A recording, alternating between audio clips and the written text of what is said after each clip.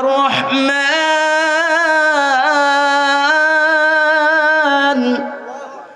علم القرآن خلق الإنسان علمه البيان কত মধুর সুবহানাল্লাহ বলেন যতই পড়বেন ততই মজা লাগে কারি আব্দুল বাসিতের তেলাওয়াত শুনছেন আপনারা হ্যাঁ এরা কিরকম প্রতিযোগিতা একদম হয়েছিল বহুত রাষ্ট্রের প্রতিযোগিতা হতে হতে হতে খ্রিস্টান ছিল বৌদ্ধ ছিল তাদের অনুষ্ঠানও তাকেও দাওয়াত পেয়েছে আচ্ছা কোনো কোনো অনুষ্ঠানে হিন্দুরাও করে না গীতা পাঠ করে না একজন মুসলমানরা কোরআন তেলাওয়াত করে এরপরে কি বলে গজল গায় এরপরে আর কিছু থাকে না এখনকার হিন্দু ধর্ম কি আছে কেউ গীতা পাঠ করে কে কাঠ করে এরকম অনুষ্ঠান কিছু কিছু আছে না তো এরকম বাসিত কারি আব্দুল বাসিতের অনুষ্ঠান ছিল সব করার পরে দুনার নাম এসেছে আপনি আসেন এরপরে আরও কিছু আছে এক একজনের টাইম দেওয়া হয়েছে মনে করেন 1 মিনিট করে যে 1 মিনিট বক্তব্য যে যা কবা 1 মিনিট শেষ করবা তো এরকম 3 জন 4 জন 5 জন তিলাওয়াত শেষ করতে আপনি গীতা করেন তিলাওয়াত করেন শেষ করে করে করে যা যা কথা শেষ করার পরে এরপরে লাস্টে ওনাকে দিয়েছে আপনি কথা বলেন তখন কারি আব্দুল বাসিতের টান কেউ ছোট নাকি হ্যাঁ বিসমিল্লাহির রহমানির রহিম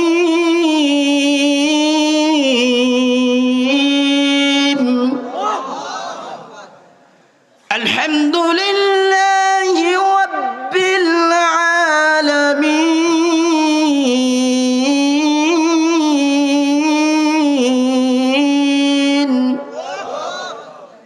মালিকি ইয়াউমিদ্দিন ইয়্যাকা না'বুদু ওয়া ইয়্যাকা নাস্তাঈন তিলাওয়াত করে যখন কাদর বাসে তিলাওয়াত শুরু করছেন অন্য আয়াত দিয়ে যে বেল বাজাবে যে 1 মিনিট হলে বেল বাজাবে আর সকলেই তার তিলাওয়াত দিকে হা করে তাকিয়েছে 10 মিনিট চলে গেছে কোনো শব্দ নাই কোরআনে কারীমের মুজিজা কোরআনে কারীমের অ্যাকশন এতই মধুর যে সব কাহাগো তারিখে আছেন তারপরে যে একজন গীতা পাঠ করবে সে কয় এই মিয়া আপনি কোন দিক তাকিয়ে আছেন আপনি বেল বাজান না কেন কি ব্যাপার বলছে বেল কোন দিক বাজাবো মিয়া কি কয় মিনিট হয়েছে 10 মিনিট শেষ হয়ে গেল আপনি 1 মিনিট সময় কোন দিক দিয়ে 10 মিনিট নিজেও তো বুঝি না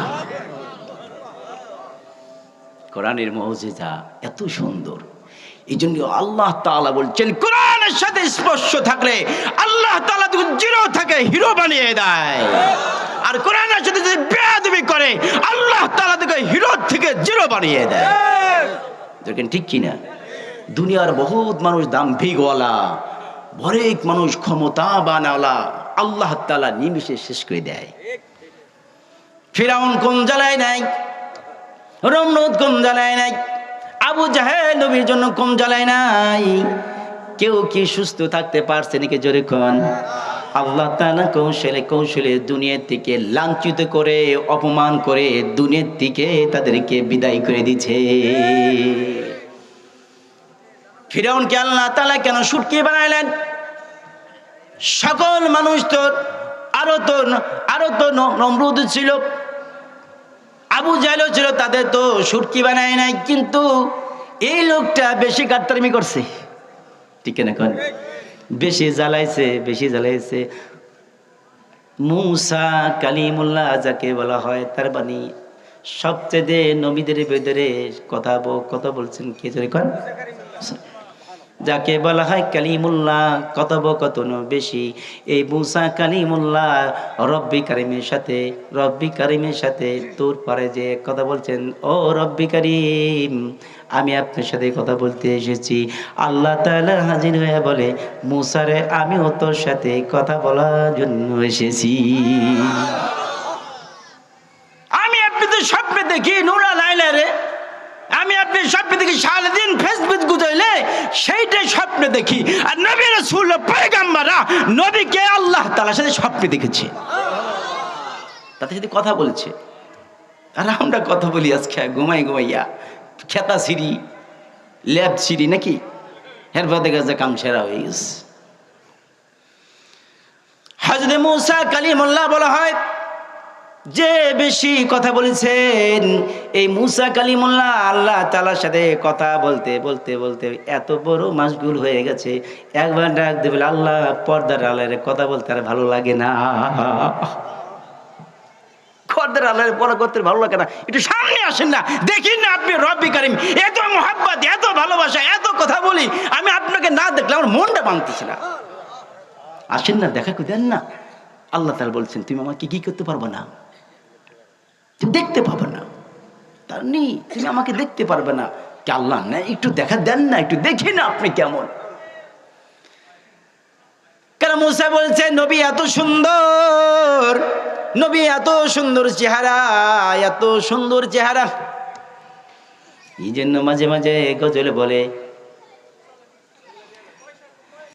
এত সুন্দর করে চেহারা বান বানিয়ে দিয়েছে নবীকে।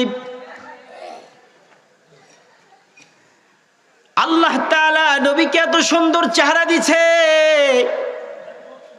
চেহারাটা দিল কে জোরে কোন? আমার আপনার চেহারা কে দিয়েছে?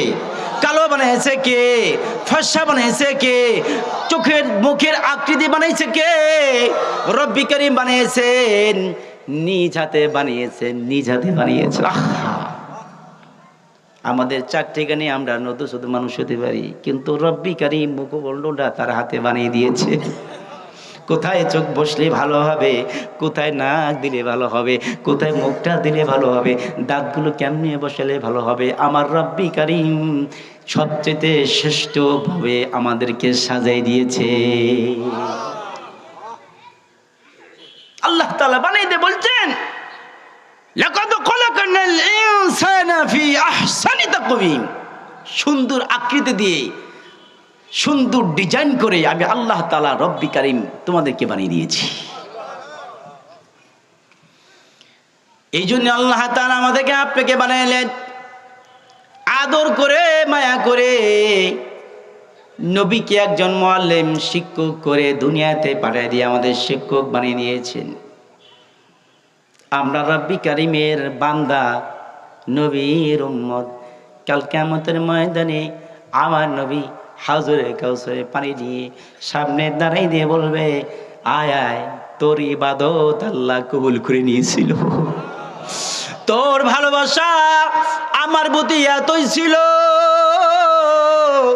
রব্বি কারীম তোকে দেখ হাউজের কাউসার পানি আমাকে পেয়ালা ধরাই দিছে, আয় আয় আয় আয়, আজকে হাউজের কাউসার পানিটা পেয়ালাটা তোর হাতে দিতে চাই, জান্নাতের আরামদায়ক পানিটা তোকে আমি পাঁচ পিপাসা করাই দিয়ে জান্নাতের স্থান তাদেরকে দিতে চাই। নবীর মোহাব্বত করলে ক্ষতি আছে না লোকসান আছে? হ্যাঁ, লাভ আছে না? নবী কি বলছেন যে আমাকে মোহাব্বত করো, আল্লাহ বলছেন আমাকে মোহাব্বত করতে হলে আমার নবীকে। দুনিয়া নবী মোহাব্বত আমরা ভুলে গেছি, শুধু সুন্নত নিয়ে আমরা টানাটানি করি, কিন্তু সুন্নতটা আসল সুন্নত টানাটানি করে না। সুন্নত হয় হুজুর গো খাবার পরে, খাওয়া হয়েছে একটু মিষ্টি খান, সুন্নত, খাবারটা পেলে ভালো সুন্নত হয় নাকি? মিষ্টি খান সুন্নত, মসজিদে গেলাম জিলাপি দিলাম, জিলাপি খাওয়ার জন্য পাগল, নবীর দুরূদ পড়তে পারবো নয়। যে ব্যক্তি নবীর দুরূদ মন থেকে বলবে, দিল থেকে বলবে, আল্লাহ তাআলা বলেন পড়তে যে দেরি তোমার প্রতি রহমত রহমত রহমত নাজিল হতে দেরি হবে না। এত মায়া নবী, কাল কিয়ামতের ময়দানে আমাদের ডাক দেবে আয় আয় আয় আয়, হাউজের কাছের পানি পান করাবো। কেন, কি করেছি? দুনিয়াতে দুনিয়াতে দুনিয়াতে আমার আল্লাহ তাআলা হুকুম পালন করে আমার সুন্নতগুলো আদায় করে এসেছো। আমি আল্লাহ তাআলা বলছেন, আল্লাহ তাআলা বলছেন কুল ইন কুনতুম তুহিব্বুনাল্লাহ ফাত্তাবিউনি ইউহিব্বুকুমুল্লাহ। যে ব্যক্তি আল্লাহ তাআলাকে ভালোবাসবে আমার নবীর ভালোবাসা অটোমেটিকলি হয়ে যাবে। নবীকে ভালোবাসলে আমার আল্লাহ তাআলার ভালোবাসা হয়ে যাবে।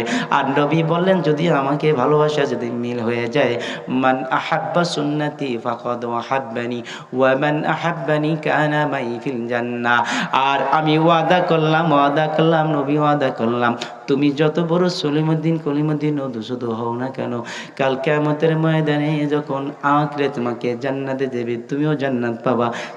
আমি ওয়াদা করলাম আমার পাশে তোমার জান্নাতের স্থান দান পাবা। আমরা নবীর স্থানে দান পাশে শুইতে রাজি আছি না? যদি করি হাত উঁচু, নারে তাকবীর, নারে তাকবীর, নারে তাকবীর। হাত নামান। এই যে হাত তুলছেন, আমার আল্লাহ তাআলা কুদরতে কি আমাদের তুলা হয়ে গেছে? হতে পারে যে এই হাত তোলা উচিত নবীকে মহাব্বত করি। আমাদের কোনো যদি মানুষ যদি আমার নবীদের প্রতি কটূক্তি মনুক্তি করে, আমরা তার কি আদর করবো নাকি? মিয়া দিদি কাদিদি, হ্যাঁ কাদিদি আপনার এই যে কলেজের একটা, হ্যাঁ ডিগ্রি কলেজের একটা ছাত্র, মানে অমুসলিম, মানে না অমুসলিম ব্যক্তি, আরে নবীর কটূক্তি করছে। লোকটা জানে না যে নবীকে কটূক্তি করলে আছে বর্তমান হিন্দুরাও চৌধারি দেয়, হিন্দুরাও ছাড় দেয় না। তারা বলছেন যে আমরা হিন্দুরা আছি, আমরা সবকিছু করি, কিন্তু মুহাম্মদ সাল্লাল্লাহু আলাইহি ওয়াসাল্লামের মানুষ পৃথিবীতে একজনও নাই, একজনও নাই। আমার অনেক হিন্দু ভাইয়ের সাথে আমার সাক্ষাৎ আছে, বলছে হুজুর মুহাম্মদ সাল্লাল্লাহু আলাইহি ওয়াসাল্লামের কথা আমরা যদি কেউ বলে আমরা সোচ্চার থাকি, কারণ আমরা সহ্য করতে পারবো না, তার মতো মহান মানুষ পৃথিবীতে একজন হতে পারে না, একজনও নেই।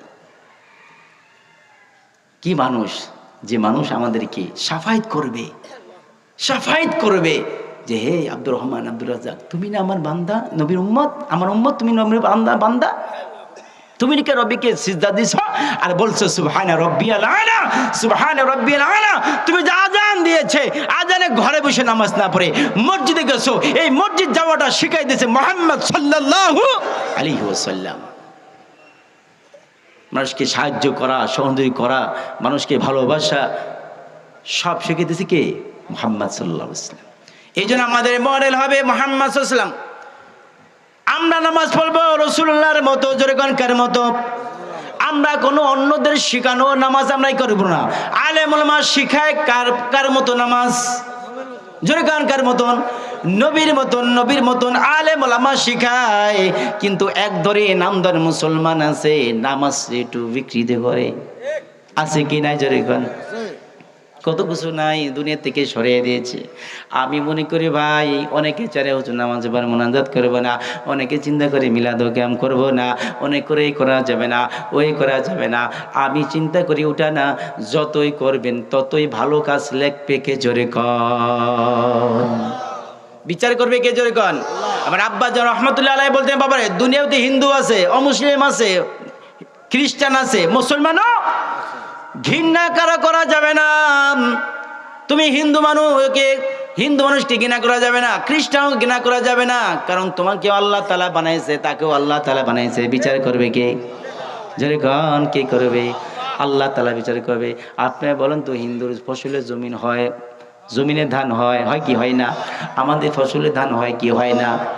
যদি হিংসত্ব হলো, আল্লাহ তাআলা যদি হিংসা করতেন, যা ও হিন্দু মানুষ নামাজ পড়ে না, রোজা রাখে না, ওর ধান আমি আজকে বলে এক পাহি লাগাইলে আমি 1 কাটা দেবো, দিছেন এরকম কোনোদিন? হিংসা করছে নাকি? যেরকম আর আমাদেরকে কম দিচ্ছেন বা বাড়াই দিচ্ছেন, করছে নাকি? তুই মুসলমান 5 ওয়াক্ত নামাজ পড়বো, তোরে এক বিঘার ভিতরে আমি 50 মণ ধান দেবো, দিছে নাকি? এরকম দিচ্ছে কোনো সময়? যদি দেয় সেটা রব্বি কারিমের দয়া, ঠিক না? কন হিংসা করা যাবে না, কেউ অমুসলিম তা হিংসা করা যাবে না। মালিক একজন আছে, যেরকম কে বিচার করবে আল্লাহ তাআলা, ভালোটা করবে। আমার আপনার যদি আর রব্বি কারিম হিংসা না করে, তাহলে আমি আপনি হিংসা কেন করি? খবরদার।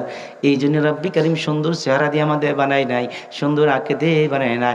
আপনি একজন মুখ কালাকালি কথা করবেন, চিন্তা করবেন আর ও কালো মানুষ, ও ফর্সা মানুষ, ও কালো মানুষ, ওর কাছে যাওয়া যাবে না। আরে কালো মানুষের ইজ্জত সম্মান বাড়ায় দিয়ে কে? জোরে কর।